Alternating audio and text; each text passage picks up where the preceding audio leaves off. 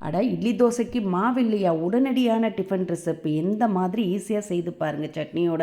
அதுக்கு ஒரு மிக்சிங் பவுலில் 1 கப் அளவுக்கு ரவை, அதே கப்பில் 1 கப் அளவுக்கு தண்ணீர் ஊற்றி கலந்து மூடிடுங்க. ஒரு 15 நிமிஷம் ஊறட்டும். இப்போ இன்னொரு வானலில் 1 டீஸ்பூன் எண்ணெய் விட்டு ஒரு 5 6 வரமிளகா 3 பெரிய சைஸ் வெங்காயத்தை கட் பண்ணி சேர்த்து வதக்கி இது மாதிரி மிக்சர் ஜாரில் மாற்றிக்கங்க. கூடவே 3 டேபிள் ஸ்பூன் அளவுக்கு பொட்டுக்கடலை, கொஞ்சம் உப்பு, தேவையான அளவு தண்ணி தேய்த்து இது மாதிரி கொரகொரப்பாக மைய திக்காக அரைச்சி எடுத்துகிட்டு வந்துடுங்க. இப்போ அரைச்சி எடுத்த சட்னியை ஒரு மிக்சிங் பவுலில் மாற்றிட்டு இதுக்கு ஒரு தாளிப்பு ரெடி பண்ணி ஊற்றிட்டிங்கன்னா ஈஸியான சுவையான சட்னி ரெடி. இந்த அடை தோசைக்கு சூப்பராக அருமையாக இருக்கும். கண்டிப்பாக ட்ரை பண்ணி பாருங்கள். இப்போ மூடி வச்ச ரவையை திறந்து பார்த்துக்கலாம். ரவை ஒரு 15 நிமிஷம் ஊறதுனால நல்லா சாஃப்டாக திக்காக இருக்குது. அதை லைட்டாக மசிச்சு விட்ட பிறகு இதோட அரைக்கப்பளவுக்கு கோதுமை மாவு, கூடவே உப்பு, இதோட கோதுமை மாவு எடுத்த கப்பில் 1 கப் அளவுக்கு தண்ணீர் ஊற்றி கட்டிகள் இல்லாமல் கலந்துட்டு கேரட், வெங்காயம், துருவன தேங்காய் 2 டேபிள் ஸ்பூன், சின்னதாக ஒரு தக்காளி, இஞ்சி துண்டு கொஞ்சம், 1 டீஸ்பூன் மிளகாய்த்தூள், 1/2 டீஸ்பூன் கரம் மசாலா பொடி, கொஞ்சமாக ஜீரகப்பொடி சேர்த்துட்டு கொத்தமல்லி தழை, ஒரு மீடியம் சைஸ் உருளைக்கிழங்க கிரேட்டரில் துருவி சேர்த்து நல்லா கலந்து எடுத்துக்கங்க.